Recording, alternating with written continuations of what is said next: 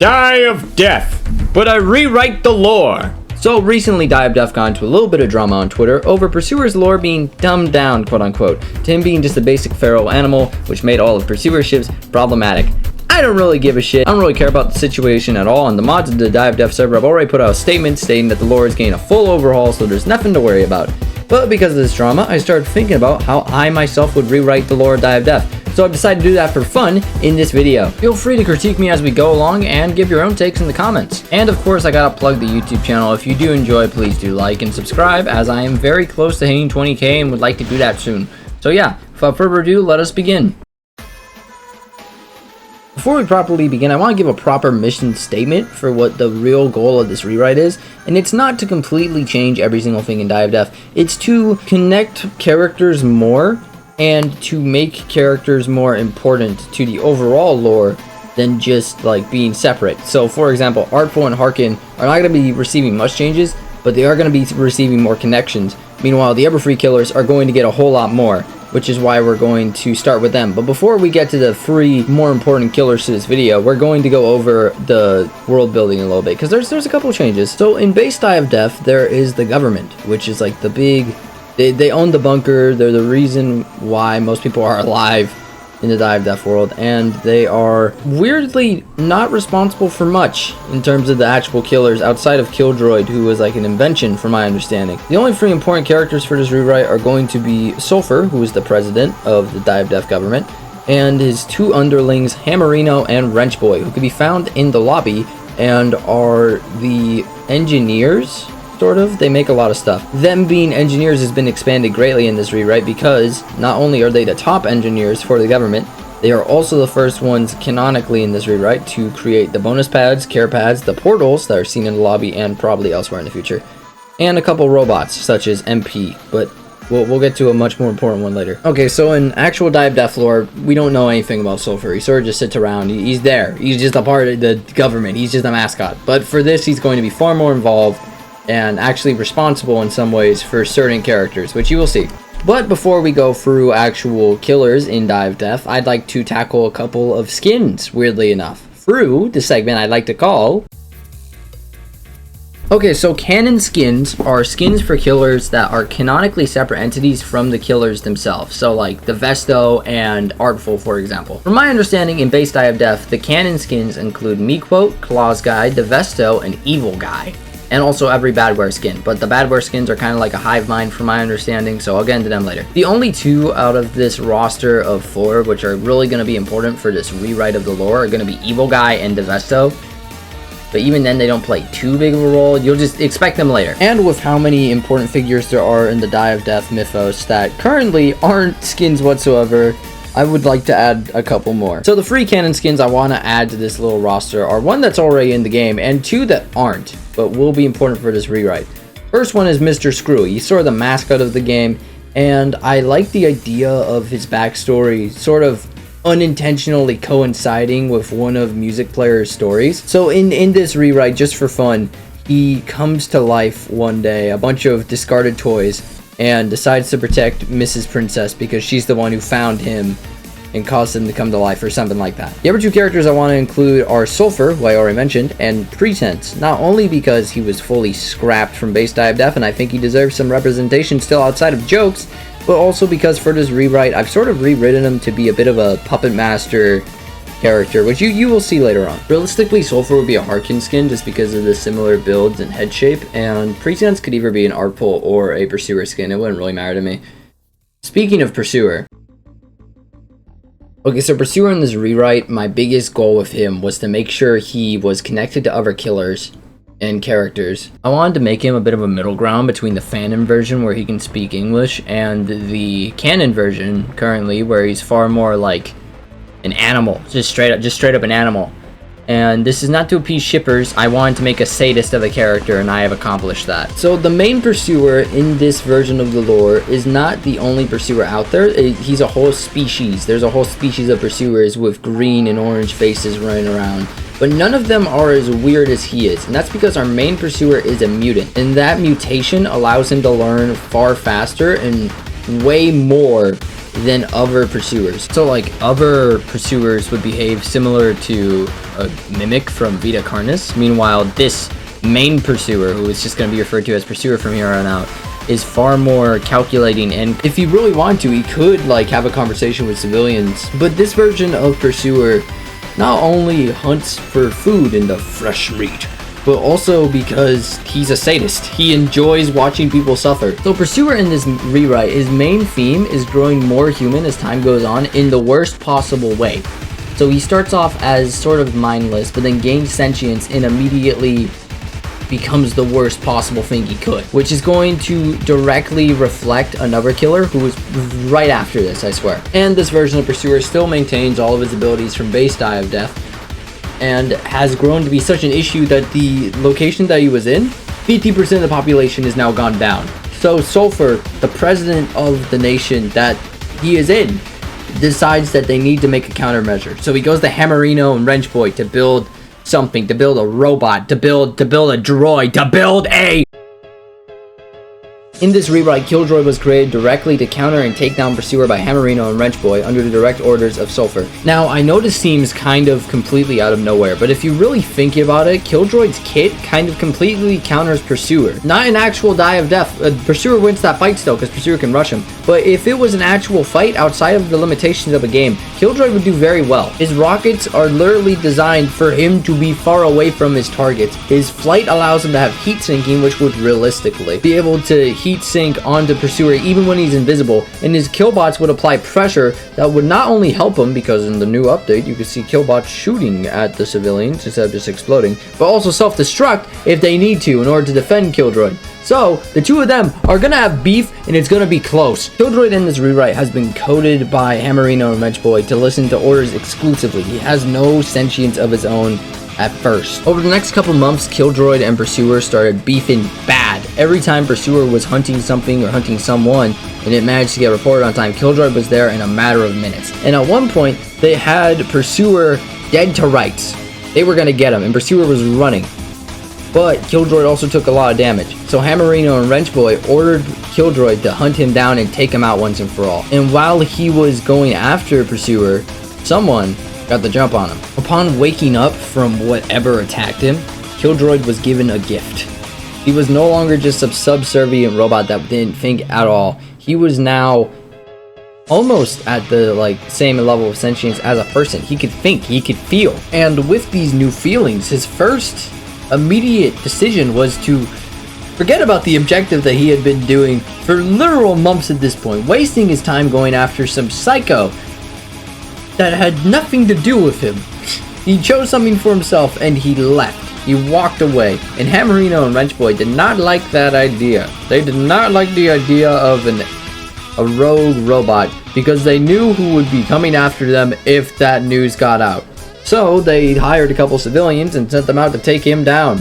Unfortunately, they did a horrible job, and after Killdroid recognized them as a threat, he decided to exterminate them and make that his new directive temporarily. And this version of Killdroid at this time in the rewrite is the one that is seen in-game. But eventually this version of Killdroid would grow more and more human and grow to sort of regret his actions in a way, and would eventually turn himself in, either becoming a force of good for the government and working alongside them, or becoming scrap metal from Hammerino and Wrenchboy. Pursuer and Killdroid are meant to mirror one another in that they both started off as almost nothing, a machine and a wild animal, but slowly grew to become more and more human, with Pursuer growing to be the worst kind of person, and Killdroid growing to be one of the best, a force of evil and a force of good in the world, a yin and a yang. A very weird duo to pair together, but honestly I'm rather fond of it. With this video, I'm trying to lay down the groundwork for these characters. I'm not directly rewriting every interaction and all of the lore. I'm just trying to give more to these characters in a way that I see as compelling. And out of the 5 killers, there's only one more killer that I personally think needs a complete makeover, while the other 2 get to be just fine. And that killer actually is... Just like how Killdroid was directly made to counter Pursuer, Badware is directly made to counter Killdroid. To put it lightly, Sulfur was not happy with how Killdroid ended up. So instead of relying on Wrenchboy and Hammerino, which created Killdroid, and he decides to contact a well-known business tycoon. And this tycoon is owned by a seemingly innocent businessman, But in all actuality, this guy is a very evil guy. This evil guy wanted to see the world burn, and upon being contacted by Sulfur, he saw the perfect opportunity just to do that. Sulfur directly contacted Evil Guy, who is the CEO of the company, by the way, create some sort of virus that would be able to take down Killdroid. And Evil Guy, realizing that he'd probably have direct access to some of the best computers in the world at that exact moment, decides to just make a virus that would corrupt everything and try to kill people. Because he's evil. And so he does. And you might be wondering, how does an evil guy like Evil Guy create a virus of that power? He's rich. He can do anything. So when the virus is finished, it's directly delivered to Hammerino and Wrenchboy, who have access to the sort of control panel they used to contact Killdroid back before he went AWOL. And this is a very advanced computer. But so is Killdroid. Killdroid has some very good firewalls here. So when Badware the virus immediately tries to infect Killdroid for a superior vessel, he fails miserably. And you might be wondering, isn't this meant to be a super virus? Well, another thing about rich people is that they're lazy. So this virus can't do shit against firewalls. So instead, it decides to take over the computer it was just uploaded to because it bypasses the firewalls and becomes Badware. And Badware starts spraying to every computer nearby that doesn't have a firewall. If it has a firewall, he's fucked. At first, the only thing that Badware really desired was to spread, but over time, and thanks to the first computer he infected being so advanced, it slowly sort of grew its own personality. And the major, thing that stuck out about Badware, no matter what vessel it took, is that it was very greedy. And that's the main theme that Badware is going to explore. Different types of greed and how you can be greedy over certain things. Like, for example, Cookieware is greedy over food here in this rewrite, and Wiperware is greedy over air because it wants an excuse to murder people. You're breathing its air, it's going to kill you. Badware in this rewrite is a hive mind sort of entity, so every vessel is connected in some way. However, these vessels and the components and the files and the styles of them directly affect how that Badware's personality comes out. So Cookieware has a completely different personality, far more bubbly, far more polite, far more friendly even than Wiperware, who is just like an extremist's PC with terrible things on it. And despite them all having different personalities, they're all still Badware at the end of the day. They're still Badware underneath. And weirdly enough, some of these Badwares are an issue, but there's no real way to counter them. And other Badwares like the aforementioned Cookieware or Runicware somehow sort of fit into society and start sort of just living. And the only thing you gotta be careful about around them is whatever their special item is. So like Cookieware, you steal food from Cookieware, she's going to kill you. Or Runicware, you take a book from Runicware's library, they're going to kill you. And you think that Sulfur would be even more mad about yet another failure, which he is. But upon confronting Evil Guy just offered to pay for some future projects immediately. And Evil Guy has enough money to do that and get off scot-free.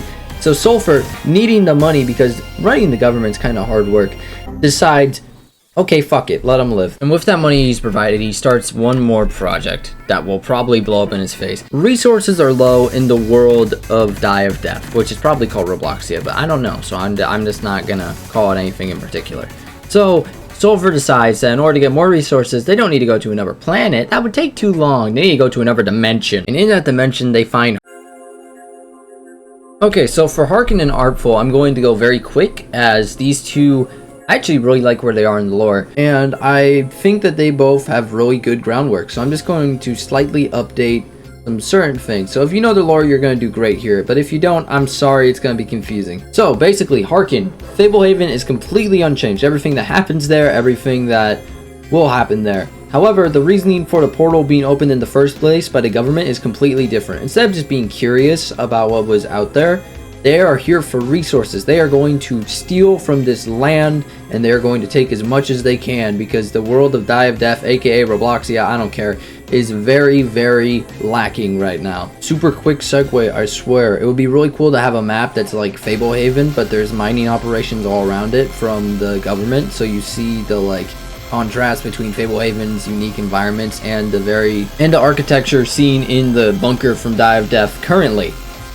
As a fun little mishmash, and there could be like a drill in the middle that will kill you eventually by activating and sucking everyone in that's nearby, or something like that. I don't know, that's a quick pitch, but that's basically all I would change about Harken. And then here's Artful, he's gonna be faster, probably. Artful in Dive Def probably has the most like explained lore, very, very detailed lore. We know stuff like his favorite fruit even. And that's a little unfair to the others, but I need to finish editing, so I'm just gonna make it just really quick. Update'll is now the brother of the #1 fan who dies. Why? Because I hate Update'll and I want to give him a reason for being an alcoholic.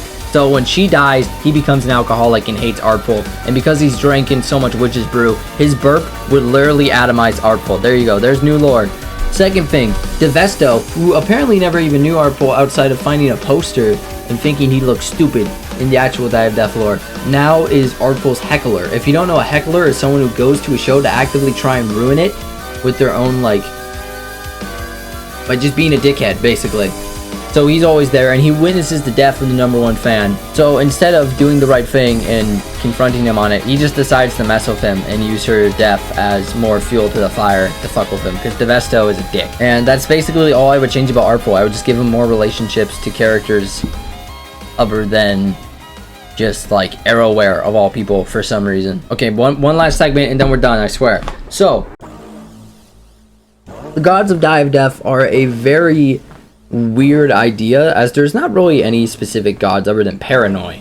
And I would like to introduce that sort of hierarchy. So we got Paranoid, we got Miso, who is a dev exclusive pursuer skin from back in the day, and we got Pretense. You could also consider Devesto up there because his build tools put him on a godlike level, and I'm okay with that, but he's not important here. And while for Miso we don't know much, and I don't really have anything to go off of to expand Miso as a character, I both like the idea of Miso being a rival to Paranoid in some way, and like a servant, which is what I also have Pretense as. Not the good segue, yep, good segue me. Pretense is Paranoid's servant. He basically goes around doing his bidding, but he really only does it for the love of the game. He's a chaos, like, he is destined for chaos, and he loves that. He loves causing chaos as much as possible. So he just goes around following boss's orders because that will lead to more chaos.